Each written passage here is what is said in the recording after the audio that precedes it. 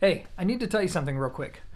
So look, real talk. I don't have a lot of experience with affordable DACs. In fact, I think if people are coming to this video and they're hoping to get really good information or they're looking for sage buying advice, they're probably going to hate this video. But here's the thing. I'm actually making this just for fun. So with that out of the way, let me end this awkward intro and actually get to this short video.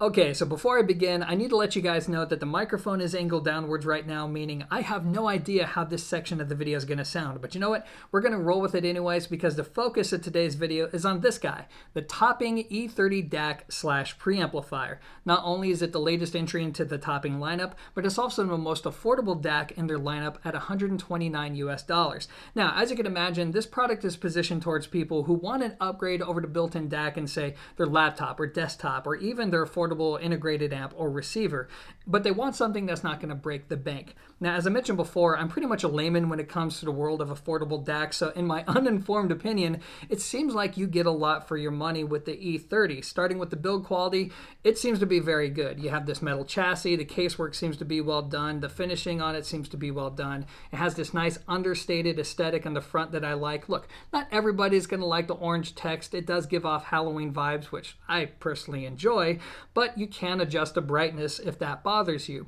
Also, what's cool is that this is a quasi touchscreen, which for the money is pretty dope. And then it comes with this remote control. And I think this is such a nice touch because let's face it, not everybody is going to be using this in a desktop environment. Some of you are going to be far away from the DAC and you want to have the ability to adjust the volume or maybe switch between filters, turn the brightness down or up, and of course to go between different inputs. So I think overall it gives you a very versatile solution. So now what we're going to do is we're going to unplug it so you can look at the back.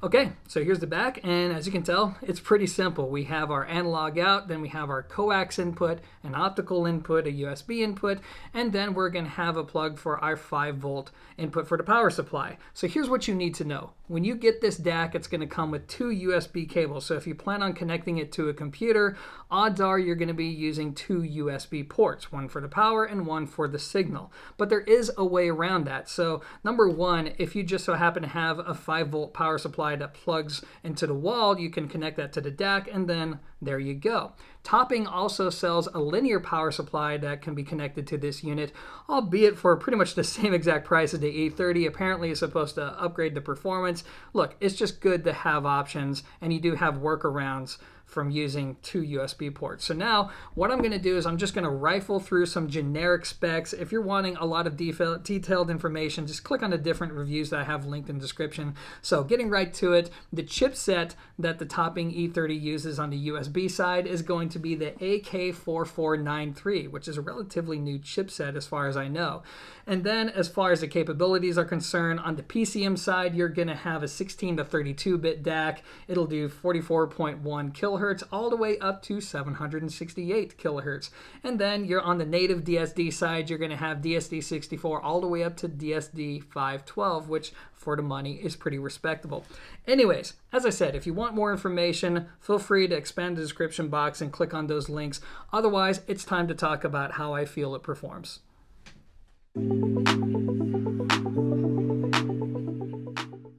All right, so now it's time to talk about performance. And as many of you know, I tend to get rather wordy when it comes to describing the sound of a hi-fi component. But in this case scenario, I'm going to keep things short and sweet because quite frankly, not only do I not have a lot of experience with products in this category, but also, I mean, it's just a small affordable DAC and there's only so much to say about it. So in my subjective opinion, this is going to be my experience with the E30, starting with the functionality.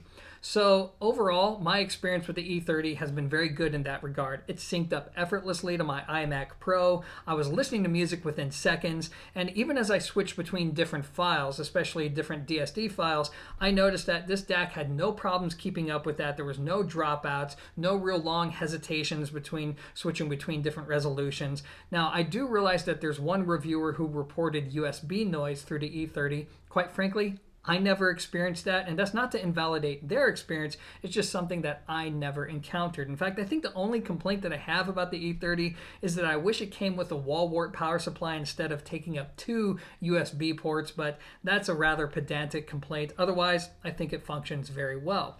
Now, in terms of performance, in my experience, what you get out of the E30 is something that's more about transparency, balance between the main frequency ranges, so something that doesn't have a lot of coloration, and something that just gives you a very honest sound. So if you're looking for that V-curve presentation, boosted treble, boosted bass, and that's what gets you going, you might not like this DAC. If you're looking for an affordable DAC that can replicate the sound of an analog listening experience, which usually means a boost in the mid-range and bass, then again, you're probably not going to like this DAC very much. Instead, this is going to be for somebody who wants that more matter-of-fact and clear presentation, something that's transparent.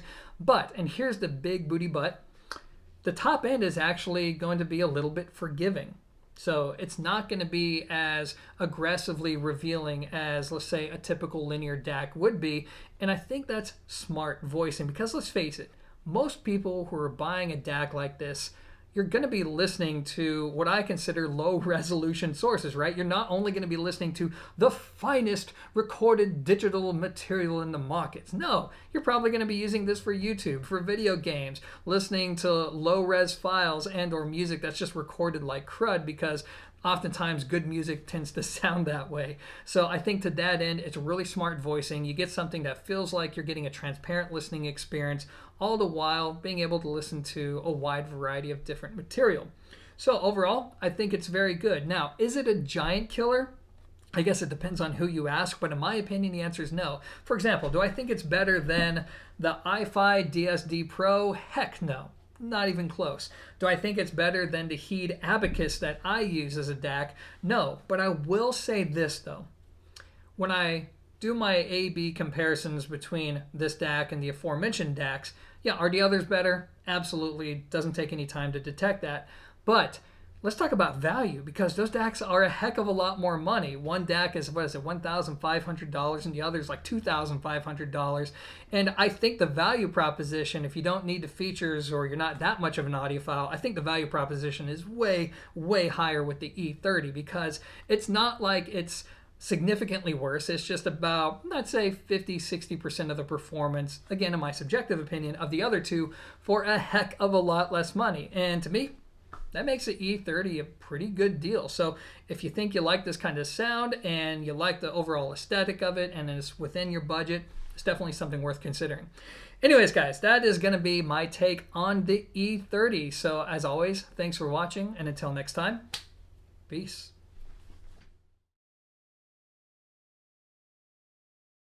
Actually, there's one more thing I need to go over. I know some of you are going to ask me if I use the E30 as a preamplifier as well as a DAC, and the short answer is yes.